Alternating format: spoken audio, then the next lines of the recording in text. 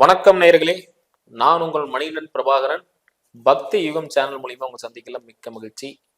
இன்னைக்கு ஸ்பெஷல் கெஸ்டா யாரும் வந்திருக்காங்க பாத்தீங்கன்னா, சயின்டிபிக் வேதிக் அஸ்ட்ராலஜர் ஆஸ்ட்ரோ அருஞ்சி அவர்கள் வந்திருக்காங்க. ஃபர்ஸ்ட் ஆஃப் ஆல் அவர் வெல்கம் பண்ணிடலாம். வணக்கங்கய்யா. வணக்கம் வணக்கம். எப்படி இருக்கீங்க? நல்லா இருக்குங்க. சூப்பருங்கய்யா. கடந்த வீடியோல போட நல்ல ஒரு எதிர்பார்ப்பும் நல்ல ஒரு வரவேற்பு இருந்துச்சு. நிறைய பேருக்கு சந்தேகங்கள் எல்லாம் தீர்த்து சொல்லி போட்டிருந்தாங்க. தெளிவா சொல்றீங்க, யூனிக்கா இருக்கு உங்களோடது அப்படின்னு சொல்லி பதிவுகள் போட்டிருந்தாங்க. இந்த எபிசோட்ல அதோட கண்டினியூ சீரிஸ் தான் பார்க்க போறோம். அந்த வகையில செவ்வாய்னு ஒரு கிரகம் வந்து 12 பாவத்துல இருந்தா என்னென்ன பலன்கள் தருது அப்படிங்கிறது சொல்லிருங்க. அதுக்கு முன்னாடி செவ்வாயை பத்தி உங்களோட அபிப்பிராயம் என்னங்க? நல்லதுங்க. இப்ப என்னன்னா, நம்மளுடைய பூமிக்கு வெளியில இருக்கக்கூடிய வெளிவட்டம்னு சொல்றோம், அவுட்டர் ஆர்பிட் அப்படின்னு சொல்லப்படுகிற இடத்துல செவ்வாய், குரு, சனி 3 கிரகம் தான் வெளிவட்ட கிரகங்கள். உள்வட்ட கிரகங்கள் உங்களுக்கு தெரியும், புதனும் சுக்கிரனும் பூமிக்கு உள்ள இருக்குது. அதாவது சூரியனுக்கும் பூமிக்கு நடுவால இருக்கக்கூடிய 2 கிரகம் வந்து புதனும் சுக்கிரனும். பூமிக்கு வெளியில, பூமிக்கும் சூரியனுக்கும் தள்ளி இருக்கக்கூடிய வெளிவட்டத்தில் இருக்கக்கூடிய கிரகம் செவ்வாய், அதுக்கப்புறம் குரு, அதுக்கப்புறம் சனி. நம்ம வந்து 7th ஸ்டாண்டர்ட் 8th ஸ்டாண்டர்ட்ல நம்ம சயின்ஸு அதெல்லாம் ஒழுக்கமாக படிச்சிருந்தோம்னா தெரியும்.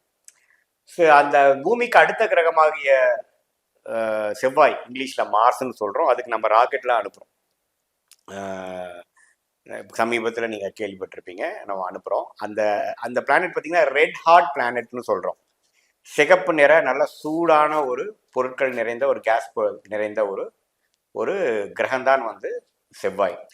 அந்த செவ்வாய் வந்து பூமிக்கு அருகில் இருக்கிறதுனால நல்லாவே ஒரு தாக்கத்தை கொடுக்கக்கூடிய அமைப்பு இருக்கு. இப்போ நம்மளுடைய ஆர்பிட்டே பார்த்தீங்கன்னா அந்த வட்டமே முழு வட்டம் இல்லாமல் ஒரு வட்டம் இழுத்தாப்புல இருக்கும் இல்லைங்களா? அதனால நம்ம எப்போ வந்து பக்கத்துல ஒரு கிரகமும் ஒரு காலகட்டத்தில் பூமிக்கு அருகிலும் ஒரு காலகட்டத்தில் பூமிக்கும் விலகியும் இருக்கிறது தான் நம்மளோட வட்டத்தின் அளவு. பார்த்தீங்கன்னா சூரியன் பார்த்தீங்கன்னா பூமிக்கு பக்கத்தில் வரும் பொழுது தான் நம்ம வந்து வெயில் காலம் அப்படிங்கிறோம். ஸோ சித்திரை மாதம் வந்து சூரியன் வந்து பூமிக்கு பக்கத்தில் வரப்போ சூரியனோட கதிர்கள் வந்து நம்ம அதிகமாக இருக்கு. இதே வந்தீங்கன்னா அதுக்கு ஆப்போசிட் இருக்கக்கூடிய அக்டோபர், நவம்பர், டிசம்பர்லாம் அந்த பூமியில் இருக்கக்கூடிய பூமிக்கும் சூரியனுக்கும் உள்ள இடைவெளி அதிகமாக இருக்கும் பொழுது நமக்கு சூரியனோட வெப்பம் கம்மியாக வந்து சேர்றதுனால அது குளிர்காலம்னு சொல்கிறோம். அதே மாதிரி தான் ஒரு கிரகத்துக்கும் நம்ம சூரியனுக்குனால ரிலேட் பண்ணுறோம். ஏன்னா அதோட சூடு வெப்பம் வருது, நமக்கு தெரியுது. வெயில் அதிகமாக இருக்குது, வெயில் இப்போ கம்மியாக இருக்குதுன்னு நம்ம சொல்கிறோம். அதே மாதிரி தான் ஒரு கிரகமும் கதிர்கள் விடுது. அதை நம்ம வெயில்னு சொல்லாமல் ஆத்ம ஒளின்னு சொல்லிக்கிறோம். புரியுதுங்களா? சூரியனுக்கு மட்டும்தான் அந்த வெயிலுங்கிற வார்த்தையை யூஸ் பண்ணுறோம். ஸோ அதில் செவ்வாய் வந்து பூமிக்கு அருகாமையில் இருக்கும் போது வரும்பொழுது நம்ம வந்து உச்சம், எப்படி வந்து வெயில் காலத்தில் சூரியன் வந்து சித்திரை மாசத்துல மேஷத்துல வந்து உச்சம் பெறுகிறாரோ, அதே மாதிரி மகரத்துல, அதாவது குறிப்பாக சொல்ல போனோம்னா அந்த தனுஷை தாண்டி மகர ஒரு வீட்டில் மிடில் போர்ஷன்ல வரக்கூடிய செவ்வாய் உச்சம் பெறுகிறார். உச்சம் பெறுகிறாருன்னா என்ன? பூமிக்கு அருகாமையில் வராருன்னு அர்த்தம். ஸோ அதோட கதிர்களை வந்து அதிகமான கதிர்கள் வந்து பூமி மேல இருக்கக்கூடிய ஜீவராசிக்கு மேல விழுகுது அப்படின்னு அர்த்தம். அதே சமயத்துல கடகத்துல செவ்வாய் இருக்கும் பொழுது நீச்சம் அடைகிறார். ஸோ இந்த நீச்சம் உச்சம்லாம் என்னன்னா ஸ்தான பலங்கிறதுக்குள்ள வந்துடுது. இப்போ 3 பலம் நம்ம தெரிஞ்சுக்கணும். ஸ்தான பலம், திக்பலம், திருக்பலம். இந்த 6 பலம் இருக்கு. அதுல வந்து இந்த 3 பலம் மட்டும் நீங்க தெரிஞ்சுக்கிட்டீங்கன்னா போதும், மீதி வந்து பெருசா யூஸ் ஆகாது. ஸோ இதுல வந்து ஸ்தான பலம் பத்தி தான் நம்ம உச்சம் நீச்சம்லாம் பேசிட்டு இருக்கோம்.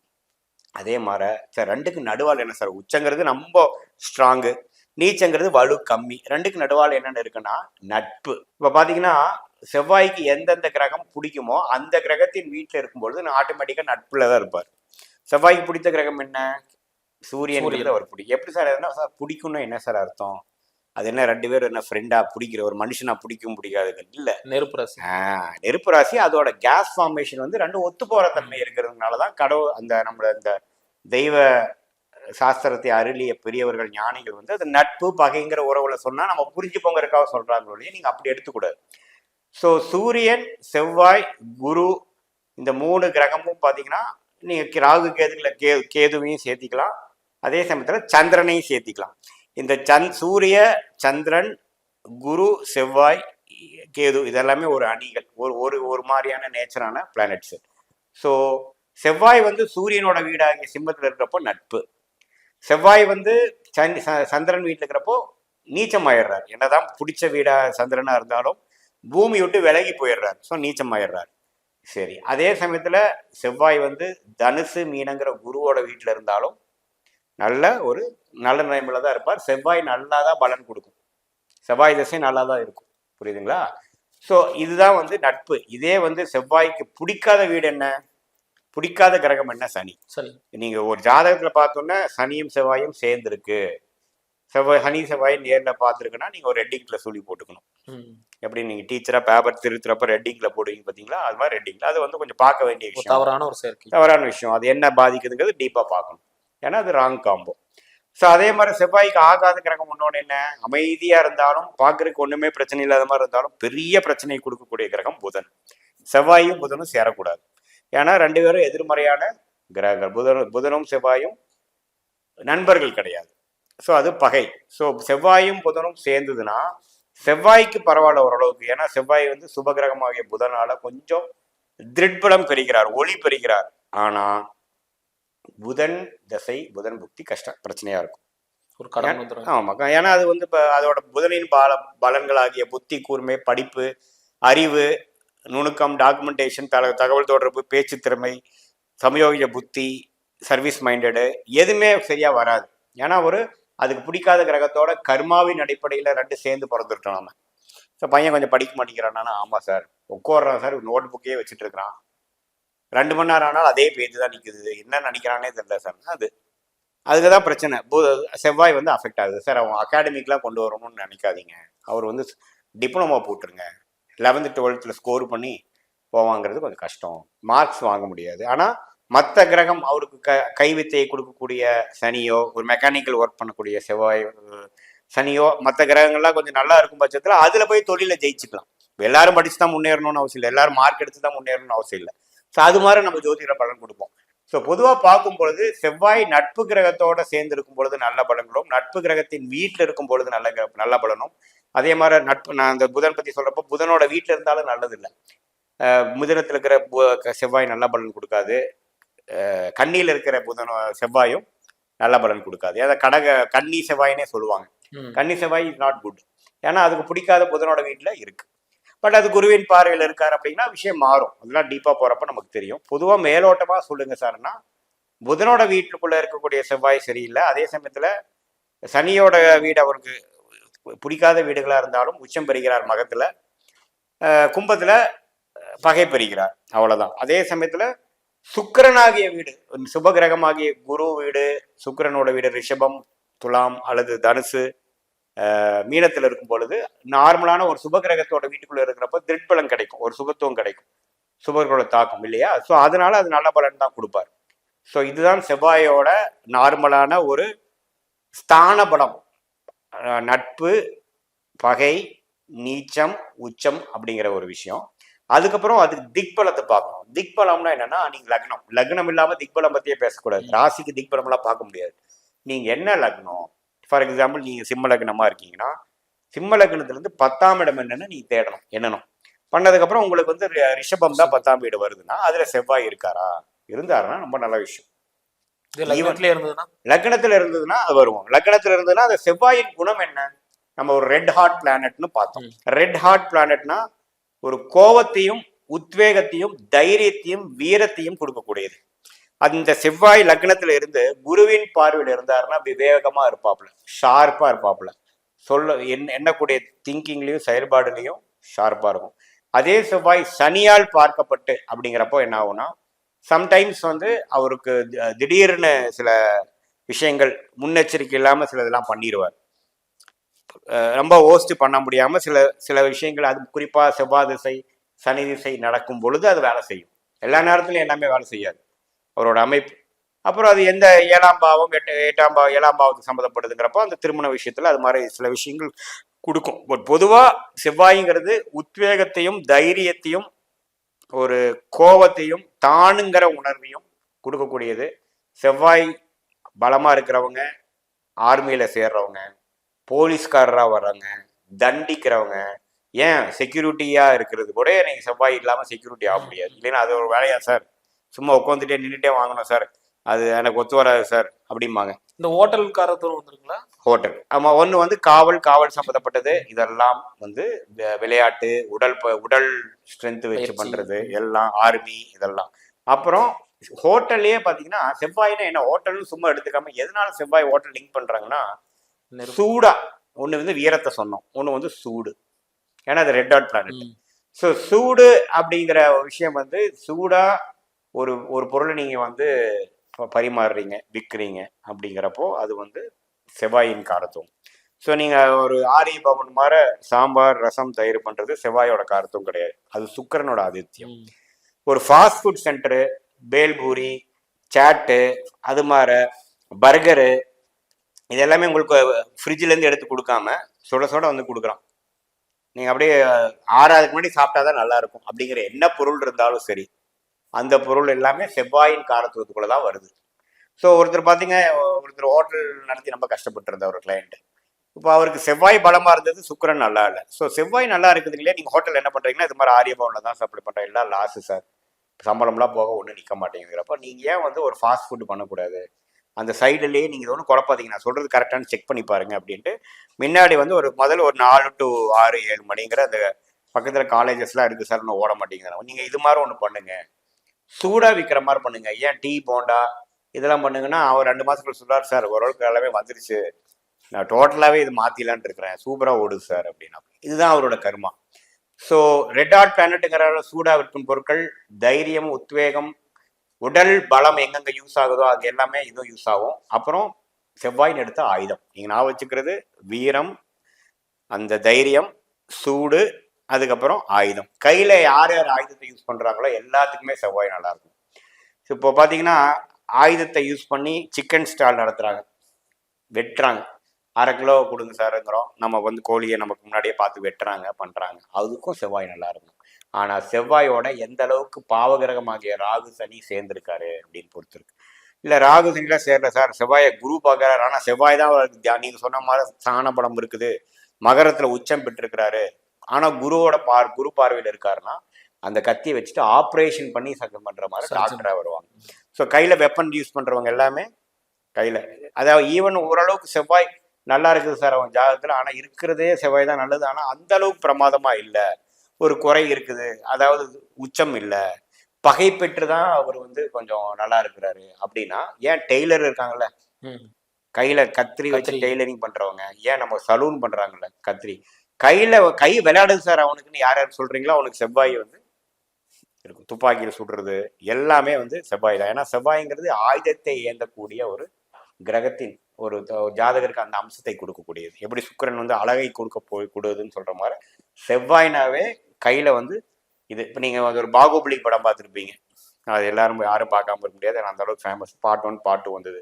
அதுல அந்த ஹீரோ பாத்தீங்கன்னா கையில விளையாடுவாப்புல, வில்ல இப்படி பிடிப்பாப்புல, வில்ல போடுவாரு, 4 வில்ல சேர்த்து அடிப்பாரு, ஒரு மாதிரி காமெடியாலாம் இருக்கும். அவர் நான் பார்க்கவே நினைச்சேன் இந்த பாகுபலிக்கு செவ்வாய் பயங்கரமா இருக்குப்பா, ஏன்னா அப்படி இருக்கிறப்பதான் அவன் கை விளையாடும், புரியுதுங்களா? ஸோ அது நீங்க நான் வச்சுக்கணும். செவ்வாய் ஒருத்தனுக்கு ஸ்ட்ராங்கா இருந்தா ஒன்னா கத்திகள் யூஸ் பண்ணி பண்ணக்கூடிய டாக்டரா வரணும், அல்லது ஒரு சிவில் இன்ஜினியர். கையில சிவில் இன்ஜினியர் என்ன பண்றாரு, இது வச்சிருப்பாரு, பிளான் வச்சிருப்பாரு, அவர் டூல்ஸ் யூஸ் பண்ணுவாங்க, சிமெண்ட் மேஸ்திரி கொத்தனார்லாம் என்ன பண்றான், எல்லாத்துக்குமே அந்த கையில டூல்ஸ் யூஸ் பண்றவங்க அது.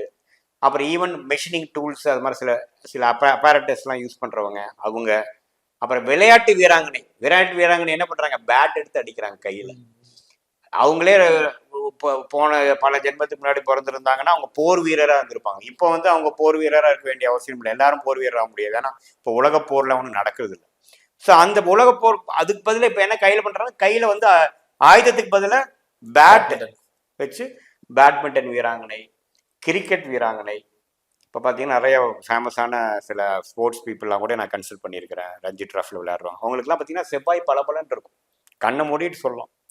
ஸோ இது மாதிரி அமைப்புகள் இருக்கிறவங்க தான் வந்து செவ்வாய் தான் அவங்களோட 9 கிரகத்துல. இந்த ராகுக்கு எது எடுத்துருங்க, ராகு எதுக்கு ஆதிபத்தியம் இல்லை, காரத்துவம் இல்லை, ஆதிபத்தியமும் இல்லை, காரத்துவம் இல்லை. எந்த கிரகத்தை பார்க்குதோ அந்த கிரகத்தோட வேலையை செய்யும்.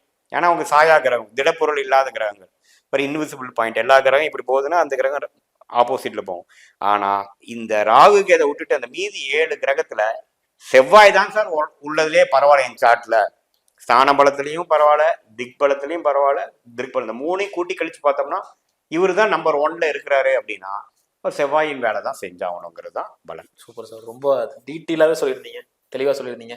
இப்ப என்னன்னா, இப்ப செவ்வாய் நின்ற பலன்கள் 12 பாவத்தில் நின்று என்னென்ன பலன்கள் சொல்றாரு அப்படிங்கிறத பார்த்துடலாம். அதுல முதல் பாவமா பாத்தீங்கன்னா லக்னத்தில் செவ்வாய் அப்படின்னு என்ன பலன் கிடைக்கும்? இப்போ வந்து செவ்வாயோட விஷயங்கள் எப்படி என்னென்ன கொடுக்குன்னு பார்த்தோம். சரி, ஓகே. இப்போ நீங்க வந்து எப்போ வந்து நம்ம ஜாதகம்னு போயிட்டோம்னா லக்ன அடிப்படையில தான் பார்க்கணும். ஏன்னா ராசிங்கிறது வந்து குரு பயிற்சி, சனி பயிற்சி, ராகு கேது பயிற்சிக்கு பார்க்கலாம். இப்போ இந்த செவ்வாய் இருக்குது சார், இந்த செவ்வாய்க்கு வந்து திக்பலம்னு ஒன்று இருக்கான்னு பார்க்கறதுக்கு லக்னம் வச்சு தான் பார்த்தாகணும். 10ஆம் இடத்துல இருக்க போல திக்பலம். நீங்க கேட்டது லக்னத்துல இருந்தா எப்படின்னு கேட்குறேன். லக்னத்துல செவ்வாய் இருந்ததுன்னா செவ்வாயோட காரத்துவம் என்ன? கோபம், தன்னம்பிக்கை. அது வேகமா, வீண் வேகமா, விவேகமாங்கிறது திருட்பலம் பொறுத்தது. திருட்பலம்னா என்ன? குரு சுக்கிரன் பௌர்ணமிக்கு பக்கத்துல இருக்கிற சந்திரனின் பார்வையோ சேர்க்கையோ செவ்வாயோடு வரும் பொழுது ஒளி கிடைக்குது. அப்படிங்கிறப்ப அந்த அந்த கோவ கிரகமாகிய செவ்வாய் தன்மை ஆகி விவேகமாயிடும். வேகத்துல இருந்து விவேகமாயிடும். கான்பிடண்டா தான் சார் இருக்கிறான், ஆனா பார்த்து தான் சார் அடிப்பான். எல்லா நேரத்துலயும் அவன் வந்து வாய் விட மாட்டான். நம்ம ஷார்ப்பா இருப்பான் சார் அப்படின்னு சொல்றது அது. இல்ல அவருக்கு சனி பார்வை, சனியோட சேர்க்கை அல்லது ராகுவோட சேர்க்கை, கேதுவோட சேர்க்கை இருந்தா நல்லது. நம்ம முதல்ல அந்த திக்பலத்தோட அதுவும் சேர்ந்துக்கலாம். அப்படி இருக்கு சார், ராகு சனியோட சேர்ந்துருச்சு சார் அப்படின்னா சில டைம்ஸ் அவசரப்பட்டுருவாங்க. They will be sometimes guilty of சமயோஜிக புத்தி இல்லாம சிலது செயல்பட்டுட்டு செஞ்சதுக்கு அப்புறம் ஃபீல் பண்ணுவாங்க. அது மாதிரி விஷயத்தை கொடுக்கும். ப்ரொவைடட் செவ்வாய் திசை நடக்கிறப்ப ஒண்ணுமே நீங்க கண் கூட அதை பார்க்கலாம். இல்லை சார் செவ்வாய் திசையா வரலைன்னா அந்த ஜென்ரல் கேரக்டரிஸ்டிக்ஸ் இருக்கும், ஆனா எந்த அளவுக்கு அது லைஃப்ல வருதுங்கிறது தெரியாது, தசாபூச்சிகளை பொறுத்து தான். ஆனா ஜென்ரலா அவங்களுக்கு அப்படிதான். ஸோ செவ்வாய் லக்னத்துல இருக்கும் பொழுது இந்த ஒரு விஷயத்தை கொடுக்கும். அது எந்த லக்னம் பொறுத்து இருக்கு. இப்ப இதே வந்து சிம்ம லக்னமா இருந்தா செவ்வாய் வந்து நட்பு. ஆனா செவ்வாய்க்கு பிடித்த கிரகம் சூரியன். சூரியனோட வீடு என்ன? சிம்மம். நட்பு வீட்டுல இருந்தா என்ன ஆகும்? நல்லா தான் இருக்கும். ஸோ அந்த செவ்வாய் வந்து நல்ல யோகத்தை கொடுக்கும், டக்கு டக்குன்னு பேசுறதை கொடுக்கும், ஒரு சமயோஜிய புத்தியை கொடுக்கும், நேச்சுரல் டேலண்ட் கொடுக்கும். ஏன்னா அவர் ராஜோகாதிபதியா வந்துருவார். ஸோ இதே வந்து செவ்வாய் மேஷத்திலேயே இருக்கு, அதோட வீட்லயே அவர் இருக்கு. ஆமா, ஒரு குரு பார்வை, சுக்கிரனோட சேர்க்கை, சந்திரனின் பார்வை எதுவுமே இல்லை. அவங்ககிட்ட நீங்க என்ன பேசுனீங்கனாலும் கடைசியா அவன் என்ன சொன்னானோ அதே தான் நிற்பான். ஏன்னா அதுக்கு மேல அவனால யோசிக்கவே முடியாது. அரகண்டுன்னு சொல்றதோட ஃபிக்ஸ்டு மைண்டு. நான் ஜெயிச்சா போதும், அடா நீ ஜெயிச்சா போதும்பா, மற்றவங்களும் இருக்கிறாங்களா அவங்களுக்கு வேணும்ல அப்படின்னா அது எனக்கு தெரியாது, அது அவன் தான் பார்த்துக்கணும், நான் ஜெயிக்கணும் அப்படிங்கிற விஷயத்துல இதையே ஒரு குரு பார்க்குறாரு. தனுசுல இருந்து குரு பார்க்குறாரு, அல்லது துலாம்ல இருந்து நேர் பார்வையா 7ஆம் பார்வையா பார்க்குறாரு, அல்லது சிம்மத்திலிருந்து 9ஆம் பார்வையாக விசேஷ பார்வையா பார்க்கும் பொழுது ஒரு தன்மையாகும். அப்படியாப்பா நீ வேணும் நானும் வேணும், ஆனா நான் முதல்ல எடுத்துக்கிட்டுமா அப்படின்னு கேட்டு எடுப்பார். புரியுதுங்களா? அந்த தான் வந்து ஜாதகத்துல இது செவ்வாயோட வீட்லயே செவ்வாய் ஸ்ட்ராங்கா இருக்குது. இதே வந்து விருச்சிகத்துல இருந்தாலும் அவரோட வீட்லயே அவர் ஸ்ட்ராங்கா இருக்கும் பொழுது அதே தன்மையை கொடுப்பாங்க. ஃபிக்ஸட் மைண்ட் கொடுக்கும், ஓப்பன் மைண்டட்னஸ் இருக்காது. ஆனா மற்ற இதுல இருக்கும் பொழுது, ஃபார் எக்ஸாம்பிள் தனுசு மீனத்திலேயே செவ்வாய் இருக்கிறான்னு வைங்களேன், குருவோட வீடு நம்ம பிடிக்கும். எப்படி சிம்மத்துக்கு என்ன பலன்னு சொன்னானே அதே தான். நல்ல தன்மையாகவும் பிரில்லியண்டாகவும் இருப்பாங்க. அவங்களோட பேச்சுல ஒரு கிளாரிட்டி இருக்கும், ஆம்பிஷன் இருக்கும், எல்லாமே இருக்கும். ஆனா இதே மிதுனத்திலேயோ கண்ணிலேயோ இருந்துட்டாங்க. ஏன்னா புதனோட வீடு செவ்வாய்க்கு பிடிக்காத வீடு. அவங்க மிதுன லக்னமாவும் இருக்கிறாங்க அல்லது கன்னி லக்னமா இருக்காங்க, அங்க போய் செவ்வாய் உட்காந்துட்டாருன்னா நேச்சுரலாவே நீங்க ஆதிபத்தியம் எடுத்து பாருங்க. அதுதான் ஜோதிடம் போய் ஒரு அற்புதமான சயின்ஸுங்கிறது. ஏன்னா ஏன் வந்து மிதுனத்தோட அதிபதி ஆகிய புதனும் விருச்சிகம் மேஷத்தோட அதிபதி ஆகிய செவ்வாயும் ஒத்து போலேன்னா 6-8 காம்பினேஷன் வரும். விருச்சிகத்துக்கும் மிதுனத்துக்கும் 6 வருதுங்களா, மேஷத்துக்கும் கன்னிக்கும் 6 வருதுங்களா. ஸோ அதுதான் நேச்சுரலா வரும். ஸோ அந்த காம்பினேஷன்ல இப்போ மிதுன லக்னத்துல செவ்வாய் ஸ்ட்ராங்கா இருக்கிறது நல்லது இல்லை. குணம் கெடுக்கும், கொஞ்சம் கிரிமினலா இருப்பாங்க, ரிலேஷன்ஷிப்ல கொஞ்சம் நல்லா இருக்க முடியாது. ஏன்னா 7ஆம் பார்வையாக செவ்வாய் பார்த்து கெடுக்குது. கொஞ்சம் அவங்க வந்து என்னதான் பேசினாலும் அவனோட நம்ம கனெக்ட் ஆக முடியாது. கொஞ்சம் செல்ஃபிஷாகவும் செல்ஃப் ஓரியன்டா தான் இருப்பாங்க. பொண்ணா இருந்தாலும் சரி பையனா இருந்தாலும் அந்த ஆளுமையை காமிச்சிருவாங்க, சுயநலம்ங்கிற விஷயத்தை ஓப்பனாவே காமிச்சிருவாங்க.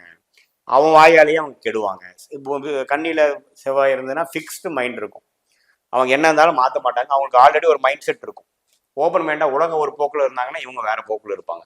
இதே ஒரு யோகமான ஒரு வீட்டோட செவ்வாய் இருந்தா அப்படியே பிரில்லியண்டா உலகத்தோட சிங்க் ஆயிடுவாங்க. ஸோ அதுதான் அந்த வீட்டில் அது பகையா நட்பு பொறுத்து தான் கர்மா செயல்படுகிறது. புரியுதுங்களா? இதே மாதிரி சுக்கிரனோட வீட்டில் இருக்கும் பொழுது சுக்கிரனுங்க குருவலாவே நல்ல சுப வீடுகள் சொல்றோம். அதான் நவம்சத்துல வந்து புஷ்கர் நவம்சம்னு சொல்லி அந்த துலாம், ரிஷபம், தனுசு, மீனத்துல இருக்கக்கூடிய கிரகம் இயற்கையாவே 20% 30% உங்களுக்கு சுபத்தாக்கம் கிடைக்குது, திருட்பலம் கிடைக்குதுன்னு சொல்றோம். ஸோ சுக்கிரனோட வீட்டில் இருக்கிற செவ்வாயும் அந்த ஆளுமையையும் அந்த இதையும் கொடுக்கும், ஆனால் தன்மைப்படுத்தி கொடுக்கும். இதுதான் செவ்வாய் லக்னத்தில் இருக்கும் பொழுது கொடுக்கறது. இதே மகர லக்னமா இருக்காங்க, சனியின் வீடாத லக்னத்துல செவ்வாய் உச்சம், செவ்வாய் மச்சம் உள்ளனா அவங்க ரொம்ப ஸ்ட்ராங்கா இருப்பாங்க. அவங்க கிட்ட என்ன பேசினாலும் கடைசியா அவங்க சொல்றதுதான் கேட்கணும். செவ்வாய் வந்து அவங்களுக்கு வந்து 11க்கும் 4 கூடியவன், பெரிய விசேஷ கிரகம் இல்லை. ஸோ கொஞ்சம் ரிலேஷன்ஷிப்பு 7ஆம் பார்வையா பார்த்து கெடுக்குது. கடக அதிபதியாகிய சந்திரனும் போய் எங்கோ கெட்டு போய் 8ஆம் இடத்துல சிம்ம ராசியா போய் அந்த சிம்மத்தோட சனி பார்வையில் இருந்தாருன்னா 7ஆம் வீட்டு அதிபதியும் 8ல மறைஞ்சு சனியோட சேர்ந்துட்டாரு, 7ஆம் வீட்டையும் உச்ச செவ்வாய் பார்க்குறாரு. ஸோ ரிலேஷன்ஷிப் மேரேஜ் லைஃப் கொஞ்சம் சரி. சுக்கிரனும் கொஞ்சம் அடி வாங்கி இருந்தாருன்னு வைங்க, மேரேஜ் லைஃப் கொஞ்சம் சரி இல்லைங்களேன்னா ஆமான்னு சொல்லுவாங்க. இவ்வளவுதான் ஜோதிடம். நீங்க எல்லா ஆஸ்பெக்டும் பார்க்கணும். 7ஆம் வீட்டை எப்படி ஸோ அதனாலதான் லக்னத்தில் இருக்கிற ஒரு செவ்வாய் 7ஆம் வீட்டையே போய் பாதிக்குது இல்லைங்களா? இப்போ நம்மளோட லக்னத்துல ஒரு கிரகம் இருந்தால் 7ஆம் வீட்டை நேச்சுரலா பார்க்குது இல்லையா? குரு செவ்வாய் சனிக்கு தான் விசேஷ பார்வை உண்டு, மற்ற கிரகத்துக்கு எல்லாமே நேர்பார்வை உண்டு. ஸோ அந்த 7 கிரகம் பார்க்கும் பொழுது அந்த 7ஆம் வீடுங்கிற மனைவி ஸ்தானம், பொண்ணா இருந்தா கணவர் ஸ்தானம், கணவன் ஆணா இருந்தா மனைவி ஸ்தானத்தை பாதிக்குது. அது நட்பு வீட்டுல இருந்து பாக்குறப்போ பாதிக்காது. பட் ஒரு பகை வீட்டுல இருந்து பார்க்கும் பொழுது அந்த 7ஆம் பாவம் நல்லா இருக்குதான்னு பார்த்துக்கணும், இல்லைன்னா அதையும் கெடுத்துரும். ஸோ இதுதான் வந்து அப்புறம் கும்பத்துல இருக்கிற கடைசியா கும்பத்துல இருக்கக்கூடிய செவ்வாய் பார்த்தீங்கன்னா பகை தான். என்ன இருந்தாலும் லக்னத்துல செவ்வாய் இருக்கிறது 7ஆம் வீட்டை கெடுக்கும், தானுங்கிற ரிலேஷன்ஷிப்ல கொஞ்சம் ப்ராப்ளம் கொடுக்கும், இண்டிபெண்ட் கேரக்டரிஸ்டிக்ஸ் கொடுக்கும். பெண்ணா இருந்தாலும் சொன்னா கேட்க மாட்டேங்கிறா, அவ இஷ்டத்துக்கு தான் நடந்துக்கிறா அப்படிங்கிற மாதிரி சில கம்ப்ளைண்ட்ஸ் கொடுக்கும். அது குறிப்பாக அந்த செவ்வாய் சம்மந்தப்பட்ட திசைகள் வரும்பொழுது ரொம்ப அதிகமாக இருக்கும். குரு சுக்கிரன் பௌர்ணமி சந்திரன் பார்க்குறப்ப அந்த தன்மை கட்டுப்படுத்தப்படும். இல்லை சனி ராகுவோட சேர்ந்துருக்குன்னா அது கொஞ்சம் தலைவிரிச்சு ஆடும். இதுதான் வந்து ஒரு லக்னத்திலையும் செவ்வாய் லக்னத்தில் இருக்கிறப்ப கொடுக்கக்கூடிய பலன். சார் அருமையாக சொல்லியிருந்தீங்க. அதே மாதிரி 2ஆம் பாவத்தில் செவ்வாய் இப்போ எப்படி லக்னத்துல வந்து ஒரு வீட்டில் இருக்கும்போது ஒரு லக்னத்தில் இருக்கும்பொழுது பலன்கள் மாறுதுன்னு பார்த்தோம், அதே மாதிரி தான் 2ஆம் இடம் எல்லா வீட்டுக்கும் அப்படிதான். ஏன்னா 2ல இருந்தா என்ன 3ல இருந்தாங்கிற எண்கள் இல்லை ஜோதிடம். கிரகங்கள் வந்து 2ல இருந்தா 3 இருந்தா 12 இருந்தாங்கிறது ஓகே. ஆனா அந்த 12ஆம் வீடு என்ன வீடுங்கிறது பார்க்கணும், புரியுதுங்களா? இப்ப 2ஆம் இடம்னா என்ன லக்னத்துக்கு 2ஆம் இடம்? சிம்மமா இருந்தா கன்னி தான் 2ஆம் இடம். கன்னிங்கிறப்போ செவ்வாய் வேற மாதிரி பலன் கொடுக்கும். இதே வந்து கன்னி லக்னமா இருந்தா 2ஆம் இடம் வந்து துலாம் இல்லைங்களா? இந்த துலாமில் செவ்வாய் வேற மாதிரி பலன் கொடுக்கும். அந்த ஒரு மைனர் சேஞ்சஸ் இருக்கு, நீங்க பாத்துக்கணும். பொதுவா 2ஆம் இடத்துல இருக்கக்கூடிய செவ்வாய் என்ன பண்ணுவோம்னா, 2ஆம் இடங்கிறது என்ன? தனஸ்தானம், குடும்பஸ்தானம், வாக்குஸ்தானம், பேச்சு ஸ்தானம். இப்போ செவ்வாய் 2ஆம் இடத்துல இருக்குது அப்படின்னாவே ஒரு பாவ கிரகம் என்று சொல்லப்படுகிற செவ்வாய், முக்கால் பாவரகிய செவ்வாய் இருக்குதுங்கிறது ஒரு தப்பு தான், புரியுதுங்களா? ஏன்னா எப்பவுமே சனி செவ்வாய் ராகு கேது கூட விட்டுருங்க, இந்த 3 கிரகம் எங்க இருந்தாலும் அந்த பாவத்தை கொஞ்சம் ஸ்பாயில் பண்ண தான் போகுது. ஆனா அது மற்றதெல்லாம் திருப்பலம் கொடுத்து எந்த அளவுக்கு அதை மேல தூக்குதுங்கிற பொறுத்து தான் பலன்கள் மாறும். ஸோ செவ்வாய் 2ஆம் இடத்துல இருக்கும் பொழுது அது சும்மா திருப்பலம் குறைவா, அதாவது குரு சுக்கிர பார்வைகளா இல்லாமல் ஒரு சனி ராகுவோட சேர்ந்து இருக்கும் பொழுது 2ஆம் இடம்ங்கிற குடும்பம் கொஞ்சம் பாதிக்க தான் பாடும். பேச்சு குழந்தையா இருந்து பேச்சு வரலைங்க, கொஞ்சம் லேட்டா தான் பேச ஆரம்பிச்சாங்க, கொஞ்சம் தடுமாறுறான் பேச்சுங்கிறப்ப 2ஆம் இடத்துல செவ்வாய் இருந்து சனி பார்வை பெறுவது, சனியோட சேர்ந்து இருக்கிறது, ராகுவோட சேர்ந்து இருக்கிறது, அது மாதிரி விஷயங்கள்லாம் இருக்கும் பொழுது ஏன் மிதுன லக்னமா இருந்து செவ்வாய் நீச்சமா இருந்து 2ஆம் வீட்டு அதிபதியாகிய சந்திரனும் போய் தப்பா இருந்தாருன்னா 2ஆம் வீடே நம்ம பாதிக்கப்பட்டிருக்கு. 2ஆம் வீட்டுல செவ்வாய் இருந்து பாதிப்பு, 2ஆம் வீட்டு அதிபதியும் போய் பாதிப்புல இருக்காரு அப்படின்னா நான் இந்த 3ல ஏதோ ஒரு விஷயம் பாதிப்படையும். ஸோ இது மாதிரி விஷயங்கள்லாம் நம்ம பார்க்கணும். குடும்பங்கிறப்ப 7, 11 சுக்கிரனும் நல்லா இருக்குப்போ குடும்பம் நல்லா இருக்கும். ஆனா மற்ற வருமானங்கள் விஷயங்கள் நிதிங்கிற விஷயங்கள் பிரச்சனையா வரும். ஸோ இப்படிதான் பார்த்து 3 பாவத்துல எது நல்லா இருக்குது எது குறையா இருக்குது பார்த்துதான் இதுல எது வந்து ஆக்சுவலா ஒரு பாதிக்க போகுதுங்கிறத நம்ம கண்டுபிடிக்கணும். ஸோ கண்டிப்பா 2ஆம் இடம் வந்து செவ்வாய் இருக்கிறது வந்து இது மாதிரி விஷயத்துக்கு ஒரு தவறானது. அவரே அந்த லக்னத்துக்கு ராஜோகாதிபதியா வராருன்னு வைங்களேன், மீன லக்னத்துக்கோ சிம்ம லக்னத்துக்கோ தனுசு லக்னத்துக்கோ செவ்வாய் ராஜோகாதிபதியா வந்து 2ஆம் இடத்துக்கு வரும்பொழுது அப்புறம் கெடுக்க மாட்டார். ஆனா இதே வந்து ஒரு கன்னி லக்னத்துக்கோ மிதுன லக்னத்துக்கோ செவ்வாய்ங்கிறவர் ஒரு அடக்கு முடக்கான ஒரு கிரகம் சார், அவர் எப்படா ஜாதகரை போடலாம் கஷ்டப்படுத்தலான்னு தான் பார்ப்பாரு. அப்படிங்கிறப்ப அவரு வந்து 2ஆம் இடத்துக்கு வந்து கொஞ்சம் நான் சொல்ற திருப்பலம்லாம் இல்லாமல் கொஞ்சம் ஒளி குன்றிய கிரகத்தின் தாக்கத்தில் இருக்கும் பொழுது கொஞ்சம் படுத்துவார், குறிப்பா அந்த செவ்வாய் தசையே நடக்கும் பொழுது. 3ஆம் பாவத்தில் செவ்வாய். ஓகே, 3ஆம் பாவங்கிறது தைரிய வீரிய ஸ்தானம், இளைய சகோதரத்தை கொடுக்கக்கூடிய நட்பு, இளைய சகோதரம் இருக்கா, இளைய சகோதரருக்கும் இவங்களுக்கு எப்படி இருக்குது, அது மாதிரி விஷயத்தை கொடுக்கக்கூடியது எல்லாமே வந்து 3ஆம் பாவம். இப்போ 3ஆம் பாவத்துல செவ்வாய் இருக்கிறத வச்சுதான் இந்த குழந்தைக்கு இளைய சகோதரி இருக்காங்கிறது நம்ம பார்க்குறோம். இப்போ வந்து சார் எனக்கு செகண்ட் குழந்தைய நான் ட்ரை பண்ணுறேன் சார், நாங்கள் பார்க்குறோம், இருக்காது சாருங்கிறப்போ நான் 3 ஜாதகத்தையும் கொடுங்க, உங்களதையும் கொடுங்க, அடுத்து வரக்கூடிய குழந்தை பிறக்கக்கூடிய 5ஆம் வீட்டு அதிபதி திசைகள் வருதா, அந்த அளவுக்கு உங்களுக்கு 2 குழந்தை பிராப்தங்கள் உண்டா அப்படிங்கிற நான் பார்ப்பேன். அப்புறம் முதல் குழந்தையோட ஜாதகத்தையும் கொடுங்கன்னா அப்பதான் வந்து அவரோட 3ஆம் பாவம் எப்படி இருக்குன்னு பார்ப்போம்.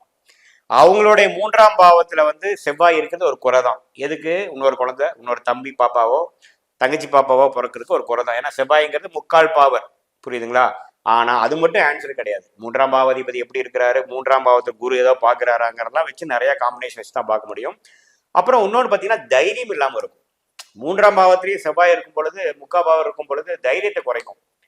கொஞ்சம் சில பேர்லாம் பார்த்துருப்பீங்க, ஒய்ஃப் என்ன சொன்னாலும் தலையாட்டிட்டு போயிடுவாங்க. ஒய்ஃப் வந்து கொஞ்சம் நம்ம டாமினேட் பண்றாங்கன்னு வெளிப்படையாவே நமக்கே தெரிஞ்சாலும் இவர் வந்து அட்ஜஸ்ட் பண்ணி போய்ப்பார். இவருக்கு அதுல சங்கோச்சமே இருக்காது. ஏன்னா இவருக்கு வந்து அந்த தைரியமோ, இவரு தனியா இண்டிபெண்டா ஒரு லைஃபை வாழ்றதுக்கு இருக்காது, அந்த துணிவு இருக்காது. ஸோ அந்த 3ஆம் பாவம் பாதிக்கப்பட்டிருக்கு. சனி இருந்தாலும் பாதிப்பு தான், செவ்வாய் இருந்தாலும் பாதிப்பு தான், ராகு இருந்தாலும் பாதிப்பு தான். ஏன்னா அது பாவகிரகங்கள், சூரியனுடைய ஒளியை பிரதிபலிக்க முடியாத பாவகிரகங்கள். இவர் முக்கா பாவங்கிறனால முக்கா விஷயம் அஃபெக்ட் ஆகும். ஸோ அதுமே பார்த்தீங்கன்னா ஒரு கடகலக்கணமா இருந்து புதனோட வீட்டில் செவ்வாய் இருக்கிறது இன்னுமே கொஞ்சம் தைரிய வீரிய ஸ்தானத்தை அஃபெக்ட் பண்ணுது. நாம் நினைக்கிறோம் 3ஆம் இடத்துல செவ்வாய் இருந்தால் தைரியமா இருப்பாங்களா சார்? நீங்க தான் செவ்வாய்னா தைரியங்கிறீங்க. 3ஆம் இடமே தைரியஸ்தானம், அப்புறம் செவ்வாய் இருந்தால் அப்படி எடுக்கக்கூடாது. அது வந்து அறகுறை ஜோசியம். செவ்வாய்ங்கிறது லக்னத்து இருந்தால் தான், லக்னங்கிறது தான் பர்சனாலிட்டி, லக்னம் தான் கேரக்டர், அப்போ வேலை செய்யும். 3ங்கிறது தைரியத்தை கெடுக்கும், புரியுதுங்களா? ஈவன் லக்னத்துல செவ்வாய் எங்க இருந்தாலும் கெடுக்கும். சம்டைம்ஸ் அது நல்லா இருக்கும் பொழுது நல்ல தைரியமான ஒரு விஷயமா அது நவர்த்திட்டு போமே ஒழிய ஆளை கெடுக்காது. இதே வந்து ஒரு நட்பு இல்லாமல் ஒரு பகை வீட்டில் இருக்கும் பொழுது அது கெடுக்கும். நம்ம பார்த்தோம். 3ஆம் இடத்துல செவ்வாய் இருக்கிறது இளைய சகோதரி விஷயத்துக்கும் தைரியத்துக்கும் நல்ல ஒரு அருமையான அமைப்பு இல்லை. அது வந்து ஒரு நல்ல வீடா இருந்து குரு சுக்கிரன் வீடா இருந்தா பாதிப்பு கம்மியா இருக்கும். அதுக்கு பிடிக்காத புதனோட வீடா இருந்தா பாதிப்பு அதிகமா இருக்கும். அவங்களோட ஓன் வீடா இருந்தாலும் பாதிப்பு அதிகமா இருக்கும். ஏன்னா ஒரு பாவகிரகம் ஆட்சிப்படக்கூடாது, ஸ்தான பலம் பெறக்கூடாது, இன்னுமே அவரோட வேலையை அதிகமா செய்வாரு, புரியுதுங்களா? ஸோ அதனால சார், நான் கன்னிலக்கணமா இருந்து விருச்சிகத்திலேயே 3ஆம் பாவத்துல ஆட்சி பலத்தோடு இருக்கிறனாலும் தவறு.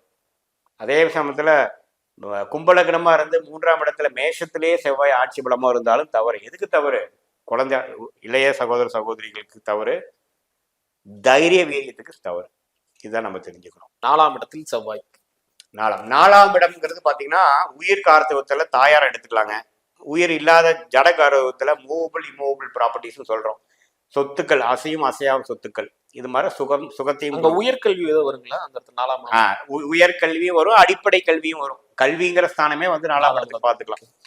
அது மட்டும் பாக்குறதோட நான் அது பாக்குறதோட புதனை பார்ப்பேன். 4ஆம் இடம் வந்து நல்லா இருக்குது கெட்டதா இருக்குது கூட புதனுங்கிற ஒரு கிரகம் நல்லா இருந்தா தான் நம்ம பண்ண முடியும். ஸோ அதையும் சேர்த்து பார்க்கணும். ஸோ இதுல என்ன விஷயங்களாங்க, 4ஆம் இடத்துல வந்து செவ்வாய் இருக்கும் பொழுது ஒரு முக்கா பாவர் என்று சொல்லப்படுகிற செவ்வாய் நட்பு வீடா போயிடுச்சு. 4ஆம் இடம் வந்து அவருக்கு நட்பு வீடா இருந்தா பரவாயில்ல. 7ஆம் பார்வையா 10ஆம் வீட்டை பாக்குறப்ப தொழில்ல நல்லா வருவாப்புல, தொழில் முயற்சி உள்ளவரா இருப்பார். செவ்வாயின் காரத்துவமே தொழிலா பண்ணக்கூடியது. ஒரு கோச்சு, ஒரு ஸ்போர்ட்ஸ்ல கோச்சா இருக்கிறது, ஒரு ஃபிட்னஸ் ப்ரோக்ராம் நடத்துறது, ஒரு ஜிம்ல வந்து ட்ரெயினரா இருக்கிறது, இது எல்லாமே 4ஆம் இடத்துல இருந்து செவ்வாய் 10ஆம் இடங்கிற தொழில் ஸ்தானத்தை செவ்வாய் பார்க்கறது நிறைய அமைப்பு இருக்கு. ஸோ 4ஆம் பாவத்துல செவ்வாய் இருக்கிறது பார்த்தீங்கன்னா கொஞ்சம் உடல் சுகத்தை குறைச்சு வேர்வைய சிந்தி கொஞ்சம் உடலை வருத்திக்கிறதுக்கு ரெடியா இருப்பாங்க. 4ஆம் பாவத்துக்கு சுபகிரகம் இருந்ததுன்னா அப்படியே சொகுசா, அப்படியே வேறு வராம ஏசிலேயே இருந்துட்டு சொகுசா இருக்கக்கூடிய அமைப்புகள் இருக்கும். ஸோ 4ஆம் பாவத்தில் இருக்கக்கூடிய சுகத்தை கெடுத்து 4ஆம் பாவத்திலிருந்து 7ஆம் பார்வையாக 10ஆம் விடும் பொழுது அது மாதிரி விஷயத்தை கொடுக்கிறார். தாயார் விஷயத்துக்கும் கொஞ்சம் ஒரு கம்மி தான். ஏன்னா அவர் ஜாதகருக்கும் அவருக்கும் கொஞ்சம் தாயாருக்கும் கொஞ்சம் கனெக்ஷன்ல, அவங்களுடைய பழக்கத்துல, அவங்களுடைய உறவுல, அவங்களுடைய அன்னோனியத்துல, அவங்களுடைய அக்கறையில கொஞ்சம் குறைபாடுகள் இருக்கலாம். தாயார் சொல்ற மாதிரி இவர் நடக்க முடியாத ஒரு கேரக்டரா இருக்கலாம், அல்லது இவர் புரிஞ்சுக்க முடியாத தாயாரா இருக்கக்கூடிய அமைப்பு இருக்கு. மற்ற ஃபேக்டர்லாம் பார்க்கலாம். சந்திரங்கிற மாதா காரகன் எப்படி இருக்குது, சந்திரனோட வீடாகிய கடகம் எப்படி இருக்குதுங்கிறலாம் பார்த்து தான் முடிவு பண்ணணும். ஒன் வேர்ட் ஆன்சர் கிடையாது. பொதுவா 4ஆம் இடத்துல செவ்வாய் இருக்கும் பொழுது உயர்கார்த்துமாகிய அம்மாவை பாதிக்கும். அப்புறம் இதே வந்து நட்பு வீட்டுல இருக்கிறப்போ 4ஆம் வீட்டுல வந்து இந்த மூவபிள் வீடு, இடம், பூமியெல்லாம் வாங்கக்கூடிய அமைப்புகள் கொடுக்கும். அது மாதிரி விஷயங்கள் கொடுக்கும். பட் என்னதான் இருந்தாலும் அது வந்து 10ஆம் இடத்துல இருக்கக்கூடிய செவ்வாய் தான் திக்பலம். 4ஆம் இடத்துல இருக்கிறது திக்பலத்துக்கு ஆப்போசிட்டா இருக்கிறது நிஷ்பலம். டோட்டலா திக்பலமே இல்லாத ஒரு 0 திக்பலம் இருக்கிற ஒரு இடம். ஸோ அதனால அது கொஞ்சம் ஒரு குறை தான். ஸோ அதனால இதுதான் வந்து 4ஆம் வீட்டில் இருக்கக்கூடிய செவ்வாய். நட்பு வீட்டில் இருக்கும் பொழுது பலன்கள் கொஞ்சம் நல்ல பலன்களாகவும், பகை வீட்டில் இருக்கும் பொழுது பலன்கள் கொஞ்சம் கம்மியாகவும். 5ஆம் வீட்டில் செவ்வாய். 5ஆம் வீட்டில் இருக்கக்கூடிய செவ்வாய் பார்த்தீங்கன்னா 5ஆம் வீடு புத்திரபாவத்தை கொஞ்சம் கெடுக்குது. ஏன்னா முக்கா பாவருங்கிற செவ்வாய் இருக்கிறப்போ ஒருத்தர் இந்த மாதிரி ஜோதிட ஆர்வலர் சொன்னார், சார் எனக்கு 2வது குழந்தை பிறக்க போகுது சார், என்னோட 5ஆம் இடத்துல செவ்வாய் கண்டிப்பா ஆண் குழந்தை தான் சார் அப்படின்னாரு. எப்படிப்பா சொல்ற அப்படின்னா, சார் செவ்வாய் வந்து ஆண் கிரகம் சார், வீர கிரகம் சார், 5ஆம் வீட்டுல செவ்வாய் இருக்குது, எனக்கு செவ்வாய் திசையே போயிட்டு இருக்குது, ஆண் குழந்தை தான் சார் பிறக்கும்னு. இல்லப்பா இந்த குழந்தை பார்க்கறதுக்கு ரொம்ப ட்ரிக்கியான ஒரு விஷயம். பட் இருந்தாலும் நான் சொல்றேன், செவ்வாய் 5ஆம் இருக்கிறது வந்து ஆண் வாரிசு தடையை கொடுக்கக்கூடியதுதான். சனியும் செவ்வாயும் பாவகிரகங்கள், சனி முழு பாவர், முக்கா பாவர். அதனால அது வந்து சுபகிரகத்தின் தாக்கம் 5ஆம் வீட்டுக்கு இருக்கிறப்பதான் ஆண் வாரிசு கொடுக்கறதுக்கு நம்ம இந்திய வேத ஜோதிடம் சொல்லுது.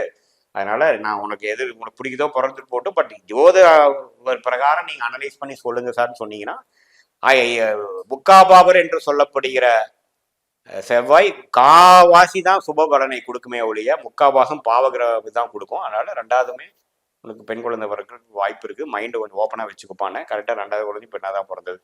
ஸோ இது எப்படின்னா அந்த பாவகிரகம் வேலையை அதை செஞ்சிருவார். அதுவும் இல்லாம அவர் வந்து கேந்திரத்துல இருந்தா பரவாயில்ல, என்னதான் நீச் பலம் பெற்றாலும் 4ஆம் வீட்டுல இருக்கிறது பரவாயில்ல, 7ஆம் வீட்டுல இருந்தாலும் அந்த குடும்ப வாழ்க்கையில கொஞ்சம் அஃபெக்ட் பண்ணி ரிலேஷன்ஷிப்ல பண்ணாலும் அது ஒரு பலம் தான், கேந்திர பலம். 10ஆம் வீட்டுல இருக்கிறது திக்பலம், தொழிலுக்கு நம்ம நல்லது, அது கொடுக்கும். ஆனா 5ஆம் இடம் 9ஆம் இடங்கிற திரிகோணஸ்தானத்துல பாவகிரகங்கள் இருக்கிறது நல்லது இல்லை. திரிகோணஸ்தானத்துல சுபகிரகம் தான் இருக்கிறது நல்லது, அதுதான் பலன் கொடுக்கும் நல்லா. ஸோ 5ஆம் இடங்கிற திரிகோணஸ்தானத்துல செவ்வாய் இருக்கிறது அவ்வளவு விசேஷம் இல்லை. குழந்தை விஷயத்துல கொஞ்சம் விசேஷம் இல்லை. அது நட்பு வீடு இல்லாம பகை வீடா போய் நீங்க ரிஷபலக்கணமா இருந்து நீங்க கண்ணியில செவ்வாய் வந்துருச்சு சார்னாலும், அதே சமயத்துல கும்பலக்கணமா இருந்து மிதுனத்துல செவ்வாய் இருந்தாலும் புத்திர விஷயத்துல கொஞ்சம் முக்கா பாவரோட வேலையை கண்டிப்பா செஞ்சிடும். அதே சமயத்துல பூர்வ புண்ணிய விஷயத்துலயும் சரியா இருக்காது. மற்றபடி வந்து தவறில்லை. எதிரி, நோய், கடன் அந்த ஸ்தானத்தில், அதாவது 6ஆம் ஸ்தானத்தில் செவ்வாய் கண்டிப்பா நிறைய ஜாதகம் பார்த்துருக்குங்க. 6ஆம் இடங்கிற ருணச்சத்ரு பாவத்துல எதிரி நோய் வம்பு வழக்கு கொடுக்கக்கூடிய பாவத்துல செவ்வாய் வந்து ஃபர்ஸ்ட் ஆஃப் ஆல் நட்பு வீட்டுல இருந்துட்டாருன்னா பரவாயில்ல, ஏதோ இருக்கும் சார், ஏதோ காம்படிட்டிவா பண்ணி ஜெயிப்பீங்கன்னு சொல்லலாம். இல்ல பகை வீடா போய் நீங்க வந்து மகர லக்னமா பிறந்து மிதுனத்துல செவ்வாய் இருக்கிறது, அதே மாதிரி நீங்க வந்து மேஷ லக்னமா போய் கண்ணியில செவ்வாய் இருக்கிறது, லக்னாதிபதியா இருந்தாலும் செவ்வாய் இருக்கிறது எல்லாம் பாத்தீங்கன்னா அவருக்கு உடல் நோய், கடன் நோய் கொடுக்காம உடல் பிரச்சனைகள், ஏதோ பிரச்சனை மிதுன லக்னக்காரர் கொடுக்கும். இதே மகர லக்னக்காரனுக்கு மிதுனத்துல செவ்வாய் இருக்கிறது, 6ஆம் இடத்துல செவ்வாய் இருக்கிறப்போ வம்பு வழக்குகள் சில ஃபேஸ் பண்ணி ஆகணும், சிகப்பு நிற கட்டிடத்துக்கு போய் ஆகணும். நம்மளுடைய பகைவர்கள் ஆக்ரோஷமா இருப்பாங்க, அக்ரெசிவா இருப்பாங்க, நம்மளோட மீறின தைரியத்து உள்ளவங்களாக இருப்பாங்க. ஏன்னா 6ஆம் இடத்துல போய் செவ்வாய் இருந்துட்டு அதை பயங்கரமா உங்களுக்கு பிரச்சனை கொடுக்குது. இருந்தாலும் ஒரு முக்காபாவரங்கிறதுனால கொஞ்சம் நீங்க வென்றலாம். ஏன்னா அந்த 6ஆம் வீட்டை கெடுக்குது இல்லையா.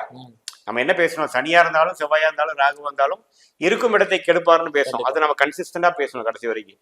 சரி, என்னதான் இருந்தாலும் இவர் வந்து கடைசியா தப்பிச்சு ஜெயிச்சு வந்துருவார். ஏன்னா பாவகிரகம் 6ஆம் இடத்தை தான் கெடுக்குத வழியே இவரை கெடுக்கல. 6ஆம் இடங்கிறது யாரும் உங்களோட பகைவன், நோய், கடன், ஓரளவு ஒரு ஸ்டேஜில் வந்து தப்பிச்சு வந்துருவாங்க. ஆனா பிரச்சனையை கொடுத்து தான் தப்பிச்சு வரும். ஸோ 6ஆம் இடத்துல இருக்கக்கூடிய செவ்வாய் இருந்து செவ்வாய் செவ்வரப்போ கொஞ்சம் கேர்ஃபுல்லாக தான் அனலைஸ் பண்ணோம். ஆனால் 6ஆம் வீடுங்கிறது பலன் எடுக்கிறது ரொம்ப கஷ்டம். அந்த செவ்வாயே வந்து ஒரு சனியோட சேர்ந்து ராகுவோட சேர்ந்து இருந்தாருன்னா உங்களை பாதிக்கும். 4 ரவுடி பையங்க சேர்ந்துட்டாங்கன்னா நீங்க முடிஞ்சீங்க. ஆனா ஒரு ரவுடி தான் இருக்கிறான்னா நீங்க தப்பிச்சுக்கலாம். உங்க பகைவர்கள் தான் உங்க மேல வழக்கு போட்டவங்க, உங்களை உங்களை உங்களை தொந்தரவு பண்ணிட்டு இருக்கிறவங்க தான் வந்து ஒரு ஸ்டேஜில் விட்டு போயிடுவாங்க. நாம ஜெயிச்சிருவோம். அது காம்பினேஷன் வச்சு தான் சொல்ல முடியும். பொதுவாக 6ஆம் இடத்து செவ்வாய் வந்து உங்களுக்கு எதிரிகள் இருக்கிறார்கள், கொஞ்சம் கடுமையாக இருக்கிறது, வெட்டு காயம் பெறுவது, கடன் விஷயத்துல கொஞ்சம் கேர்ஃபுல்லா இருக்கணும். திடீர்னு கடன் பண்ணி விட்டுரும். அதே சமயத்துல நோய்த்தன்மை, உடம்பு உபாதைகள்லையும் பார்த்தீங்கன்னா சுபகிரகம் 6ல் இருக்கும் பொழுது தான் டயபெட்டிஸ், தைராய்டு, அது மாதிரி வந்து லைஃப் ஸ்டைல் ஓரியன்ட் டிசீஸ் கொடுக்கும். செவ்வாய் இருக்கும் பொழுது பார்த்தீங்கன்னா கத்தி வைக்கணும், ஒரு ஆப்ரேஷன் பண்ணி ரிமூவ் பண்ணணும் அப்படிங்கிற மாதிரி கொடுத்துரும். அது சனி பார்வையர் வந்து ராகுலாம் சேர்ந்து இருந்ததுன்னா சொல்லவே வேண்டியதில்லை, செவ்வாய் செவ்வரப்போ அது பண்ணிடும். ஸோ அதுதான் வந்து 6ஆம் இடத்து செவ்வாய். 7ஆம் பாவத்து செவ்வாய். இப்போ 7ஆம் பாவத்துல செவ்வாய் இருக்கும் பொழுது நிறைய டைம் வந்து ஒரு கடத்தர தோஷத்தை கொடுக்குதுங்க. ஏன்னா நம்ம முதலே பார்த்தோம், செவ்வாய்ங்கிறது ஒரு காவாசி தான் சுபகிரகம், முக்காவாசி பாவகிரகம். அதுமே வந்து அது பகை பெற்ற வீடா இருந்ததுன்னா உண்மையுமே அந்த முக்காவாசி பாவகிரகத்தோட தன்மை அதிகமா வேலை செய்யும். இதே நட்பு வீடா இருந்தால் அந்த காவாசி சுபகிரகத்தோட தன்மை அதிகமா வேலை செய்யும். இங்கதான் அதோட விஷயம் இருக்கு. ஸோ இப்போ வந்து 7ஆம் இடத்துல வந்து ஒரு மாதிரி நியூட்ரலான இடத்துல செவ்வாய் இருக்கும் பொழுது அந்த 7ஆம் வீட்டு அதிபதி நல்லா இருக்கணுங்கிறது ரொம்ப முக்கியம். ஏன்னா 7 தான் வந்து குறைச்சிட்டாரு ஒரு பாவகிரகத்தோட இருப்புனால. என்னத்தை கொடுக்குறாருன்னா ஒரு கலப்பு விஷயத்தை கொடுக்குறாரு. எப்பவுமே வந்து ஒரு எங்க என் பொண்ணுக்கோ என் பையனுக்கோ அரேஞ்ச் மேரேஜா எப்படி சார்னா, 7ஆம் பாவம் வந்து ஒரு திருட்பலம் ஒளி பொருந்திய கிரகமாகிய குரு சுக்கிரன் பௌர்ணமி சந்திரனின் பார்வையிலேயோ சேர்க்கையிலோ இருக்கும் பொழுது ஒரு நார்மலான அரேஞ்ச் மேரேஜ் நடக்கக்கூடிய அமைப்பு இருக்கு. ஆனா ராகு சனி செவ்வாயோட பார்வையோ, ராகு அங்க இருக்கிறார், ராகு பார்வை இல்லை, ராகு அங்கேயே இருக்கிறார், அல்லது சனி 3ஆம் பார்வையாவோ, லக்னத்திலிருந்து 7ஆம் பார்வையாவோ, அல்லது 11ஆம் இடத்திலிருந்து 10ஆம் பார்வையாவோ இப்படிலாம் பார்க்கும் பொழுது 7ஆம் பாவத்துல வந்து அந்த பாவகிரகத்தின் சிருஷ்டி படுது. அப்படிங்கிறப்போ அது செவ்வாய் 7ஆம் இடத்துல இருக்கும் பொழுது அந்த பாவத்துவத்தை கொடுக்குது. அப்படிங்கிறப்போ கலப்பு திருமணம் அல்லது விருப்பப்படுகிற திருமணம் கொடுக்கக்கூடிய அமைப்புகள் அதிகம், வாய்ப்புகள் அதிகம். அப்பனா 7 செவ்வாய் இருந்தவே இப்படிதான் சொல்லிடாதீங்க. சுக்கிரன் வந்து எப்படி இருக்காருன்னு பார்க்கணும். சுக்கிரன் ராகுவோட சம்மந்தப்பட்டிருக்காரா, ராகு கேதுகளோட நட்சத்திரத்தில் இருக்கிறாரா, கேதுவோட சேர்ந்து இருக்கிறாரா, சனி செவ்வாயோட தாக்கத்தில் இருக்கிறாரெல்லாம் பார்த்து தான் நம்ம வந்து முழுசா சொல்ல முடியும். அதே சமயத்துல செவ்வாய் 7ஆம் இடத்துல இருக்கும் பொழுது கடத்திர தோஷத்தை கொடுக்கிறார். அது வந்து கலப்பு திருமணம் விருப்ப திருமணத்துக்கு ஒரு நல்ல ஒரு பலனையும், அதையே அதை மீறி நம்ம அரேஞ்ச் மேரேஜா பண்ணும் பொழுது ஒரு முரண்பாட அந்த தோஷத்தை காமிச்சிருவாரு. அது அது அதுங்கதான் அந்த நுணுக்கம் இருக்கு. நிறைய பேர் என்ன சொல்லுவாங்கன்னா, உங்களுக்கு செவ்வாய் தோஷம் இருக்குதுங்க சொல்லுவாங்க. செவ்வாய் தோஷம் கிடையாது. அது எப்படி வேலை செய்யுதுன்னா, கல்யாணத்துல சில விஷயங்கள் இக்கனாவோடு இருக்கு, சில கான்ட்ரவர்ஷன் நடக்கும். அது அந்த கான்ட்ரவர்ஷன் நடக்கும் பொழுது அந்த தோஷம் நிவர்த்தி ஆயிடும். இல்ல கான்ட்ரவர்ஷியலா பண்ணல சார், நாங்க முறைப்படி தான் பண்ணோம் அப்படின்னா அந்த கான்ட்ரவர்ஷியல் கொடுத்துரும். புரியுதுங்களா விஷயம்? அவ்வளவுதான். ஸோ அதுதான் வந்து அதை கொஞ்சம் நுணுக்கமா பார்க்க வேண்டிய விஷயம். இப்படி எல்லாரும் செவ்வாய் இப்படி இருக்கிறவங்க இப்படிதான் அவன் பயந்துப்பானா. அதுக்கப்புறம் பாத்தீங்கன்னா லக்னத்தை பார்க்குது. லக்னத்தை எந்த கிரகம் பார்க்குதோ உங்களோட பர்சனாலிட்டி அது காமிக்குங்கிறதான் விஷயம். லக்னத்தில் இருக்கிற என்ன பலனோ அதே தான் பார்க்குற பலனும். லக்னத்தை குரு பார்க்கும் பொழுது தன்மையான நல்ல குணத்தை கொடுக்கும். லக்னத்தை செவ்வாய் பார்க்கும் பொழுது கோபத்தை கொடுக்கும். இப்போ ஒருத்தரை போய் பேசுறோம், திருப்பி உடனே பேசுறாங்க, ஒரு அட்வைஸ் பண்றோம், அட்வைஸை ஏத்துக்காம உடனே வந்து ரிட்டாரியேட் பண்றாங்க, கோபதாபங்கள் அதிகமா இருக்குன்னா செவ்வாய் லக்னத்தை பார்க்குதுன்னு அர்த்தம். ஸோ அதனால லக்னத்தை செவ்வாய் 7ஆம் இடத்துல செவ்வாய் பார்க்கறது ஜாதகரை கொஞ்சம் ஒரு வேகத்தை அதிகமாக கொடுத்து, கோபத்தை அதிகமாக கொடுத்து, ஜாதகரோட அன்ஸ்டேபிள் விஷயத்தை கொடுத்து, 7ஆம் இடம் என்று சொல்லப்படுகிற நண்பர்கள், திருமணம், அது மாதிரி விஷயத்துல ஒரு சின்ன தோஷத்தை கொடுக்கிறார். அந்த தோஷம் வந்து கடுமையா வரப்போகுதா அல்லது வந்து அது நம்ம பெனிஃபிட்டா எடுத்துக்க போறோமாங்கிறது அந்த செவ்வாயோட தன்மை பொறுத்து தான். அதே மாதிரி பாத்தீங்கன்னா 8ஆம் இடத்துல செவ்வாய், அதே மாதிரி 8ன்னு சொல்லும் போது ஆயுள் ஸ்தானம், கண்டிப்பா ஒரு அசிங்கம் அவமானமும் அங்கதான் இருக்கு, ஒரு மாபெரும் புதையலும் அங்கதான் ஒழிஞ்சிருக்குன்னு சொல்லுவாங்க. சோ அந்த இடத்துல செவ்வாய் இருக்கும் என்ன பலன்? எப்பவுமே பாத்தீங்கன்னா 8ஆம் பாவங்கிறது பாத்தீங்கன்னா ஒரு பாவத்துக்கு 2 சைட் ஆஃப் காயின் இருக்கிற மாதிரி 8ஆம் பாவத்துக்கு நிறைய இருக்கு. நீங்க சொன்ன மாதிரி நல்ல விஷயமாகிய ஷேர் மார்க்கெட்டு, லாட்ரி, உயில், அடுத்தவங்களோட சொத்து, அடுத்தவங்களோட பணம், 7ஆம் வீட்டுக்கு 2ஆம் இடம் வரனால உங்க பங்குதாரர் மூலமா காசு, மனைவி மூலமா காசு, இதெல்லாமே வரக்கூடியது 8ஆம் பாவம். அதே சமயத்துல விபத்து, உங்களுடைய ஆயுசுக்கு கண்டத்தை கொடுக்கக்கூடிய பிரச்சனைகள், அசிங்கமும் அவமானம், ஒரு இக்கட்டான சூழ்நிலை, ஜெயிலுக்கு போகிறது, மாற்றுறது, ஒரு வெளியில சொசைட்டில நம்ம ஒரு ஒரு ஒரு அப்நார்மலான ஒரு ஃபிகரா மாறுறது, ஸ்கேம்ல போய் மாட்டுறது, அசிங்கப்படுறது, கேவலப்படுறது, ஏமாற்றப்படுகிறது, இது எல்லாமே வந்து 8ஆம் பாவம் தான். ஸோ இதுல என்ன சார் பலன்? நீங்க 2 பக்கம் சொல்றீங்க, எது நடக்குன்னு எப்படி சார் சொல்றதுன்னா, அங்கதான் வந்து நம்ம அதுல இருந்து சொல்றது, திருட்பலம் இருக்கும் பொழுது, சுபகிரகத்தின் தாக்கம் இருக்கும் பொழுது 8ஆம் பாவத்தோட நல்ல விஷயங்கள் நடக்கும். திருட்பலம் இல்லை சார், ஒளியே இல்லை சார், இருள்தன்மை தான் சார் 8ல இருக்குது அப்படின்னா 8ஆம் பாவத்தோட நான் சொன்ன தப்பான பலன்களும் சாதகமற்ற பலன்களும் நடக்கும். சரி, இப்போ வந்து அப்படின்னா எப்படி சொல்லணும், கொஞ்சம் ஸ்பெசிஃபிக்கா சொல்லுங்கன்னா, செவ்வாய்ங்கிறது முக்கா பாவர், தான் சுபர். ஸோ அப்படிங்கிறப்ப அந்த செவ்வாய் வந்து அந்த செவ்வாய் திசை செவ்வாய் புக்திகள் நடக்கிற டைம்ல அவங்களுக்கு ஹெல்த் இஷ்யூஸ், ஒரு கத்தி வைக்கிறது, ஆப்ரேஷன் பண்றது, ஆமா, அது வந்து சனி பார்வை ராகுவோட இன்னும் கொஞ்சம் மோசமா வரும் பொழுது கொடுக்கும். செவ்வாய் தனியா கொடுக்கக்கூடிய அமைப்புகள் குறைவு, ஒரு சின்ன அடிபடுறது, வெட்டுக்காயம் படுவது, அது மாதிரி விஷயங்கள் கொடுக்கும். உன்னையுமே கொஞ்சம் பாவத்துமாக இருந்து ராகு சனியின் பார்வை பெற்று, அது நம்ம செவ்வாயே பாத்தீங்கன்னா நீச்சப்பட்ட செவ்வாயா போய் 8ஆம் இடத்துல நீச்சப்பட்ட செவ்வாய்னா நாங்கள் கடகத்தில் இருக்கிற செவ்வாய் சனியால் பார்க்கப்பட்ட சனியால சேருங்கிறார்கள். பார்த்தீங்கன்னா கண்டிப்பா ஒரு ஆப்ரேஷன் பண்ணோம். வயிற்றுல ரத்தம் சம்மந்தப்பட்ட விஷயங்கள் சரியில்லை, செவ்வாய் ரத்தக்காரகனும் கூட. ஸோ நம்ம முதல் சொன்ன காலத்தில் அதே ஆட் பண்ணிங்க. ஏன்னா டாக்டருக்கு ஏன் செவ்வாய் சொல்றோம்னா, ஒன்று ஆயுதத்தை ஏன்றது, ஒன்று வந்து ரத்தத்தை பார்க்குறது. புரியுதுங்களா? சிக்கன் ஸ்டால் நடத்துறவனுக்கு அதே தான். ஸோ அந்த ரத்தத்தை பார்க்கக்கூடிய ஒரு operation, surgery, therapy, medical science use பண்ணக்கூடிய செவ்வாய் மெடிக்கல் சயின்ஸுக்கு கொடுக்கக்கூடிய ஒரு விஷயங்கள், ஒரு ட்ரீட்மெண்ட் எடுக்கணும், ஒரு தெரப்பி எடுக்கணுங்கிற மாதிரி விஷயம் 8ஆம் வீட்டுக்கு கொடுத்துருவாரு. விபத்து கொடுக்கும் வாய்ப்புகள் உண்டு. இதே வந்து சார் ஒரு குரு அங்கிருந்து பார்த்துட்டாரு, அல்லது வந்து 2ஆம் இடத்துல இருந்து ஒரு பௌர்ணமிக்கு அருகில் இருக்கக்கூடிய சந்திரன் பார்த்துட்டாருன்னா அப்படியே பலன் மாறிடும். நீங்க நல்ல பலனா வரும், எப்படின்னா விளையாட்டு மூலமாக ஜெயிக்கிறது, அது மாதிரி சில விஷயங்கள் இருக்கும். பட் என்னதான் இருந்தாலும் 8ஆம் வீட்டில் மறைந்திருக்கக்கூடிய செவ்வாய் 8ஆம் வீட்டு விஷயத்தான் கொடுக்கும். 8ஆம் வீடுங்கிறது எனக்கு மறைமுகமாக வரக்கூடிய விஷயங்கள் அது மாதிரி தான் கொடுக்கும். ஒழிய நம்மளோட தொழில் முயற்சி அது மாதிரி விஷயத்துலாம் கொஞ்சம் மாறுபாடான ஒரு சைலண்ட் பார்ட்னராக அதை நீங்கள் சம்பாரிச்சிங்கிற மாதிரி தான் இருக்கும் முடியும். நீங்கள் தொழில் பண்ணி சம்பாரிச்சிங்கிற மாதிரி இருக்காது. ஸோ பொதுவாக செவ்வாய் நல்லா இருக்கும் பொழுது, திருட்பலத்தோடு இருக்கும் பொழுது நல்ல ஒரு உயர்வையும், ஒரு பாவத்துவமாக இருக்கும் பொழுது கடுமையான ஹெல்த் அவமானங்கள் இது மாதிரி விஷயங்கள்லாம் வரும். குறிப்பாக செவ்வாய் தசை நடக்கும் 9ஆம் இடத்துல செவ்வாய். ஆமா, அது வந்து 9ஆம் இடம் நம்ம முதலே சொன்ன மாதிரி 5, 9 திருவோணஸ்தானம். திருவோணஸ்தானத்தில் இருக்கிற செவ்வாய் வந்து அவர் ராஜயோகாதிபதியா இருந்தாலும் பெரிய பலனை கொடுக்க முடியாது. ஒரு கேந்திரத்தில் இருக்கிற பலத்தோட ஒரு 50% தான் கம்மியாக தான் கொடுக்க முடியும். பட் இருந்தாலும் 9ஆம் பாவங்கிற அப்பாவை குறிக்கக்கூடிய பாவத்தை முக்காபாவர் என்று சொல்லப்படுகிற செவ்வாய் கொஞ்சம் கெடுப்பார். அந்த 9ஆம் பாவாதிபதி நல்லா இருந்தா பரவாயில்ல. அப்புறம் அது திருட்பலத்தோட கொஞ்சம் குரு சுக்கிரன் சந்திரன் பார்வை இருக்கிறப்ப நல்லா இருக்கும். அந்த செவ்வாயே உங்களுக்கு ராஜயோக அதிபதியா இருந்தா தப்பு இல்லை. இல்லை சார், செவ்வாய் நமக்கு ஒரு ஆகாத கிரகம், 6ஆம் வீட்டு அதிபதியோ 8ஆம் வீட்டு அதிபதியாக வருகிறாருன்னா அந்த 9ஆம் பாவத்தை அப்பாவை கெடுக்கிற விஷயங்கள் அதிகமாக இருக்கும். ஜாதகருக்கும் அப்பாவுக்கும் கொஞ்சம் ஒத்து வராது. குறிப்பாக செவ்வாய் தசை வரப்போ அப்பாவுக்கு பாதிப்பு வரும். அது மாதிரி விஷயங்கள்லாம் இருக்கு. ஸோ பொதுவாக வந்து செவ்வாய் வந்து 9ஆம் வீட்டில் இருக்கிறது வந்து ஒரு விசேஷ பலன்கள் கிடையாது. ஆதிபத்திய விசேஷம் கொஞ்சம் நல்லா இருக்குது. ஒரு ராஜயோக அதிபதியா இருக்கிறார், 5ஆம் வீட்டு அதிபதியா இருக்கிறார், ஒரு 9ஆம் வீட்டு அதிபதியா இருக்கிறார். இன்னொன்று பார்த்தீங்கன்னா திக்பலத்துக்கு அருகில் வந்துடுறாரு. 10ஆம் இடம் தான் திக்பலம். 9ஆம் இடம் இருக்கிறது திக்பலத்துக்கு அருகில் வரும்பொழுது கொஞ்சம் பெட்டரான ஒரு இது கொடுக்கும். பட் பொதுவாக வந்து அப்பா அது மாதிரி விஷயத்தை தான் பாதிக்கூடாமல். 10ல் செவ்வாய், 10ல் செவ்வாய் இருக்கிறது ரொம்ப டாப்புக்கு. இருக்கிறதுலே பெஸ்ட் பொசிஷனே செவ்வாய் 10ல் இருக்கிறது. அது கண்ணில் இருக்கிறதுக்கே ஆகாத செவ்வாயா இருந்தாலும் அந்த செவ்வாய் 10ல் இருக்கிறது தான் நம்ம சப்போர்ட், நம்ம ஒரு சேஃபான ஒரு இடமும் கூட. ஏன்னா 10ஆம் இடத்துல திக்பலம்னு ஒன்று பெறுகிறார், டைரக்ஷனல் ஸ்ட்ரென்த் பெறுகிறார். 10ஆம் இடத்துல சூரியனும் செவ்வாயும் திக்பலம் பெறுகிறார்கள். என்னதான் இந்த லக்னத்துக்கு ஆகாத கிரகமாக செவ்வாய் இருந்தாலும் திக்பலம் பெறும் பொழுது அதோட நல்ல விஷயத்தான் கொடுப்பார். அவர் தான் நல்ல பொசிஷனுக்கு வந்துட்டார்ல. எப்பவுமே ஒரு ஸ்தானபலம் திக்பலம் திருப்பலம் பெறும் பொழுது அதோட காரத்துவத்தையும் ஆதிபத்தியம் நல்ல விஷயத்தை தான் கொடுப்பாங்க. என்ன ஒரு ஸ்தான பலம் மட்டும்தான் பெறுது சார், திக்பலமே பெறல அப்படிங்கிறப்ப பாவகிரகங்கள் நல்லது பண்ணாது, அவ்வளவுதான். இங்க வந்து திக்பலம் பெறுவது ரொம்ப நல்லது. அதே சமயத்துல நீச்சமா போய் திக்பலம் பெறுவது ஒண்ணுமே நல்லது. அதனாலதான் துலா லக்னத்துக்குலாம் பாத்தீங்கன்னா கடகத்துல செவ்வாய் நீச்சமா போய் திக்பலம் பெறுவது செவ்வாய் தசை ஃபர்ஸ்ட் கிளாஸா இருக்கும். இழந்த வலு கொடுக்குறாரு பார்த்தீங்கன்னா, மறைமுகமான வலு கொடுக்குறாரு பார்த்தீங்கன்னா, நேர்முகமாக தான் வந்து பாவகிரகமாகிய செவ்வாய் சனி வலு பெறக்கூடாது, ஸ்தான பலம் பெறக்கூடாது. ஆனா மறைமுகமாக பெறுறது வந்து அருமையான விஷயம்.